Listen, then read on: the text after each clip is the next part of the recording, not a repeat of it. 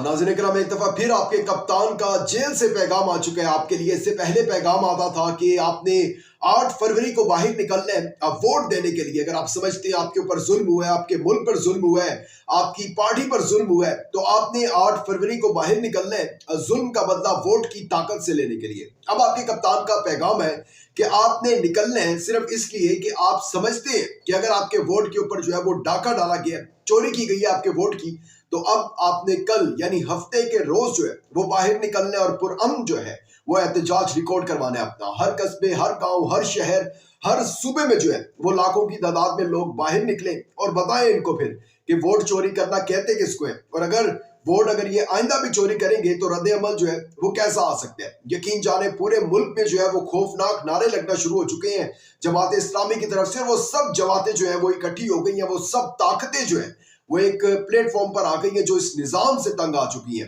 जो हर दफा 75 साल से एक ही जो है वो चल रहा है, साइकिल चलता आ रहा है कि जिसको वो चाहते हैं उसको ही ले आते हैं और अवाम के वोट को सिर्फ एक पर्ची की जो है ना वक़्त समझा जाता है, उसको उससे ज्यादा नहीं समझा जाता कि ये अवाम की असल ताकत है। जमहूरियत में जमहूर की जो असल ताकत है उसको रोंद के रख दिया जाता है। लेकिन अब जो है खान साहब कह रहे हैं कि आपने इनको बताना है कि अवाम के अंदर जो है वो शऊर आ चुका है, अवाम जो है वो अब समझदार हो चुकी है और वो आपको अपने हक पर जो है वो डाका नहीं मारने देगी। इस टाइम जो है पीपल्स पार्टी थोड़ा सा बैकफुट पर चली गई है और पैगामात जो है वो अभी भी मौसूल हो रहे हैं खान साहब को। हाफिज अब्दुल्ला ने एक बड़ा इंकशाफ किया इस मुतल्लिक कि खान साहब और पीपल्स पार्टी के क्या रवाबित हो रहे हैं आपस में, इस बारे में बात करते हैं डिटेल से। इसके साथ साथ GDA का आज सिंध में जो था वो एहतजाज था और ऐसी ऐसी बातें की है वहां पर पीर पगारा ने कि यकीन जाने ताकतवर जो है वो एक दफा अगर बैठकर सोच ले तो वाकई ही वो इस सारे निजाम को, फॉर्म 45 को जो है वो दोबारा उसकी तहकीकात करें और जिसको अवाम ने जो है वो पसंदीदा जो अवाम के अंदर है उसको ही जो है हुकूमत दें। खैर, इसके ऊपर डिटेल से बात करते हैं, लेकिन आगे बढ़ने से पहले चैनल को सब्सक्राइब करके शुक्रिया का मौका दीजिएगा, वीडियो को लाइक और शेयर लाजमी कीजिएगा। नाज़रीन किराम, आप सबको पता है कि बस 2 या 3 प्रेस कॉन्फ्रेंसें हुई हैं नून लीग की तरफ से और पीपल्स पार्टी की जानिब से कि जिसके अंदर पीपल्स पार्टी ने ये कहा कि वो हुकूमत में तो नहीं बैठेंगे लेकिन वज़ीर आज़म का जो वोट है वो नवाज शरीफ को देंगे। नून लीग की जानिब से कोई ऐसी प्रेस कॉन्फ्रेंस नहीं की जा रही, बस एक वो विक्ट्री स्पीच हुई थी और उस विक्ट्री स्पीच के बाद जब नवाज शरीफ साहब को पता चला कि वो अब नहीं रहे, नवाज शरीफ जो है वो मुल्क के वज़ीर आज़म नहीं बन सकेंगे चौथी मरतबा, वो जो उनको लाया गया था कह कर के आपको चौथी मरतबा जो है वो वज़ीर आज़म बनाया जाएगा, और उनके अपने भाई ने उनके साथ हाथ कर दिया, शहबाज शरीफ ने उनके साथ हाथ कर दिया, बेटी ने हाथ कर दिया उनके साथ।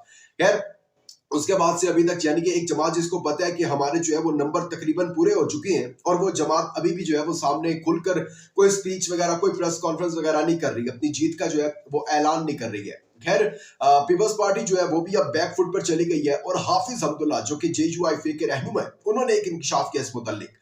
उमर अयूब आप जानते हैं तहरीक इंसाफ की तरफ से नामजद है, वज़ीर आज़म के लिए उम्मीदवार है, और उन्होंने ये कहा था कि उनका बयान था कि मैं तो वज़ीर आज़म का उम्मीदवार हूं और मैं सबसे वोट लूंगा, चाहे वो पीपल्स पार्टी है कोई भी हो, मैं सबसे वोट मांगूंगा कि मुझे वोट दें और मैं ये जो है इस्लाहात लाऊंगा। तो पीपल्स पार्टी अब उस दहाने पे खड़ी हुई है कि हमें कोई एक छोटी सी जो है ना वो कॉल दे दी जाए तहरीक इंसाफ की तरफ से और हम जो है वहां पर मूव कर जाए। अच्छा, ऐसा है क्यों? पीपल्स पार्टी क्यों चाहती है?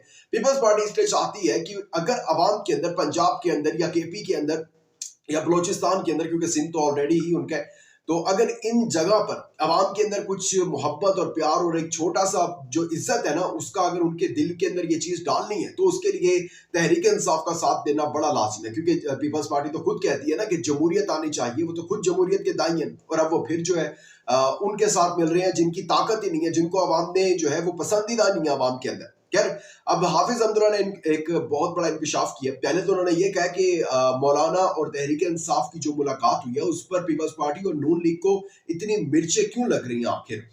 ये मुलाकात थी, एहतजाज करेंगे, धरना देंगे हम, पिछले ब्लॉग में मैंने आपको बताया।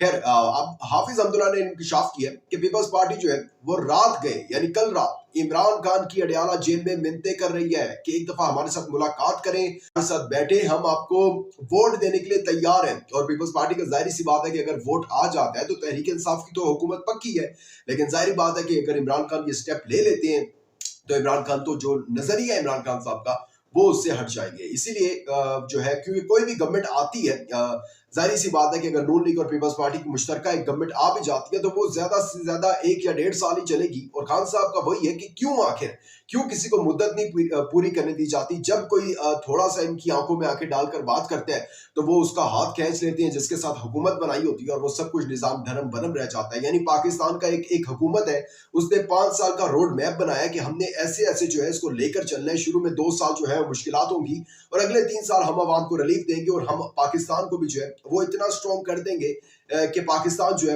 वो IMF का मकरूज नहीं होगा। लेकिन अब वो 2 साल मुश्किल वाले गुजरते हैं तो अगली गवर्नमेंट आ जाती है, वो जो मुश्किल टाइम गुजरा होता है वो सारा का सारा रिलीफ खुद ले लेते हैं और फिर जो है अगली हुकूमत को मुश्किल में डाल देते हैं और पाकिस्तान का सत्यानाश होकर रह गया। लेकिन खैर देखते हैं इमरान खान साहब इसके ऊपर क्या जो है हिकमत अमली अपनाते हैं। अब इस टाइम पूरे मुल्क के अंदर आवाम के वोट पर जो डाका डाला गया उस पर एहतजाज धरने हो रहे हैं। इस्लामाबाद में जमात इस्लामी का जो है वो एहतजाज था आज, अभी कल है, PTI का तो कल है, और आप देखेंगे कि कैसा दमादम मस्त कलंदर होता है। और वहां पर नारे लगे हैं कि अब वोट चोर कौन है, चौकीदार चोर है। अब वोट चोर कौन है, अब उन्होंने आके खुद भी बता दिया कि चौकीदार चोर है। अब चौकीदार कौन है वो मैं नहीं बताता, वो आप समझ जाएं कि कौन कर रहा है चौकीदारी। इन सारे बैलेट बॉक्स किसने की थी चौकीदारी, और जमात इस्लामी की तरफ से ये बड़े खतरनाक नारे हैं।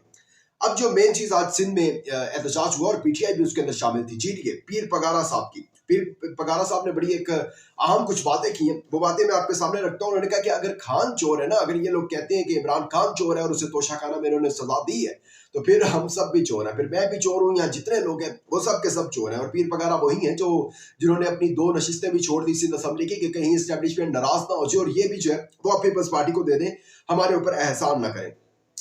पीर पगारा ने एक इंपॉर्टेंट बात की, उन्होंने कहा फैसला करने वालों को सोचना चाहिए, जितने फैसला साज ऊपर बैठे हैं जो ला रहे हैं इन सबको, कि उनके साथ कोई कौमी सतह का कोई लीडर नहीं है। उनके साथ ये जिनको ला रहे हैं वो अवाम में मकबूल नहीं है। 17 सीटों वाले हैं जिनको आपने 70 कर दी है सीट जिनकी पकड़कर, ये तो अवाम में इतनी मकबूलियत है इनकी, इनका तो 20 लाख वोट भी नहीं है 12-12.5 करोड़ वोटर्स में से। तो सिर्फ वो आपके साथ खड़े हैं और कोई आपके साथ कौमी सतह का कोई लीडर आपके साथ नहीं खड़ा। ये आप सोच लें कि कब तक जो है ना ऐसा चलेगा।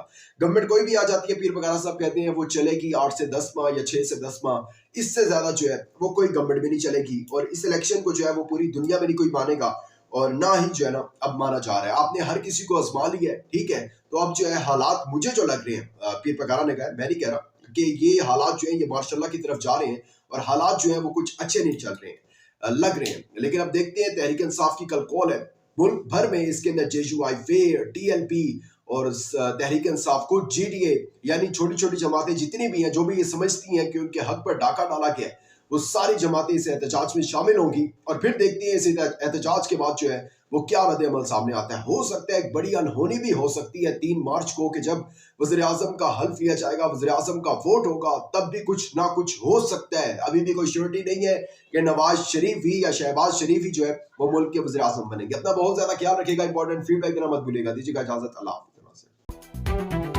For more informative videos, subscribe our channel and press the bell icon.